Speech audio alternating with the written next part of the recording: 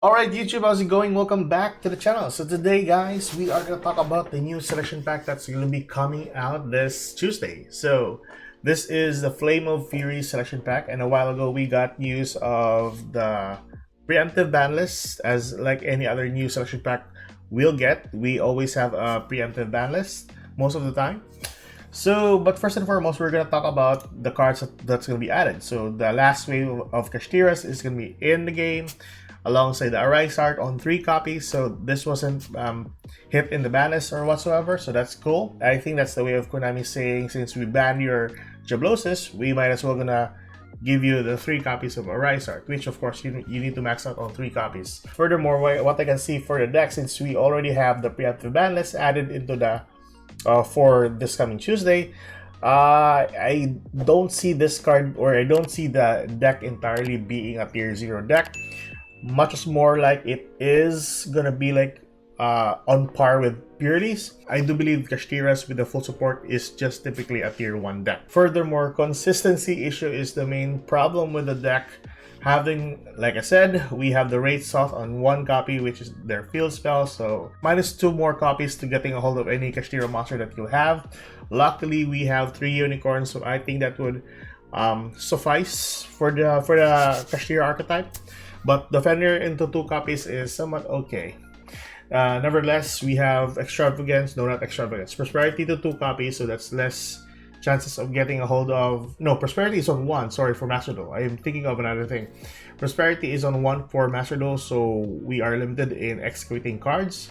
And we don't have any terraforming, so it's might as well gonna use either Demise of the Land or a copy of Metaverse for that matter. But like I said, consistency is a problem with the Kashtiras. Also, they don't really have like a really good protection from all of the spell and traps that they will encounter if they are going first. We have the Gish keys included into this, so we're gonna try that one out as what Decade informed us a while ago.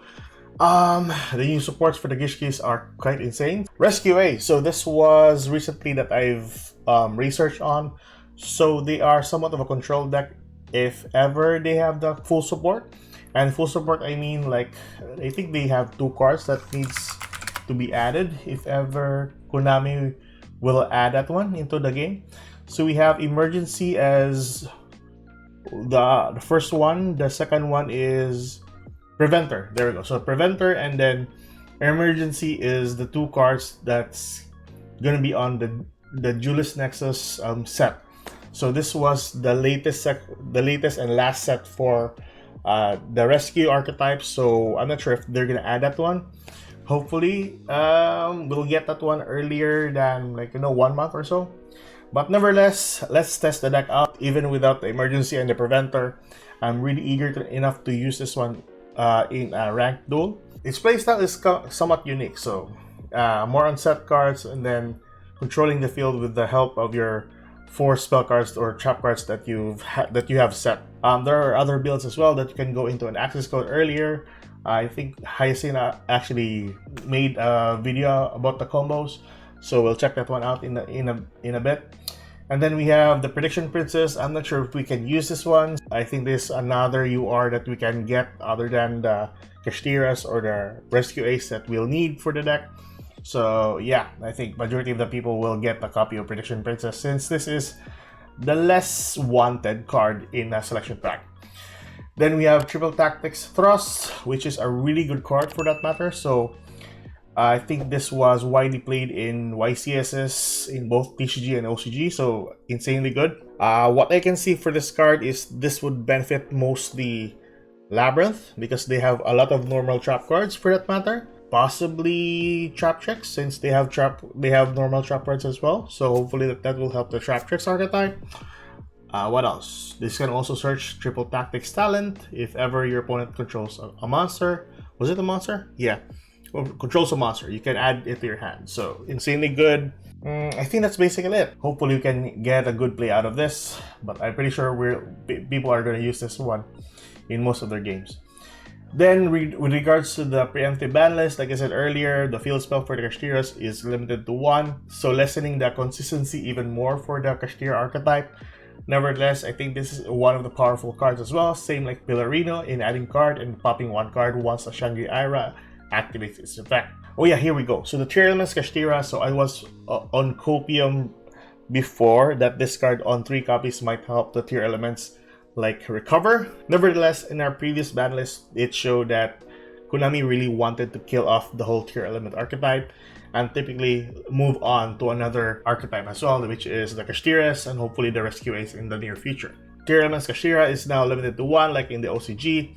This is kind of good to be in a Kashtira deck as well, so might as well gonna use this one. I have seen some other people commented in my other videos or in my posts in the community. Also, people are saying in some other Facebook groups that they wanted to dismantle their element decks because it's pretty much dead basically. I think that's pretty much insufficient.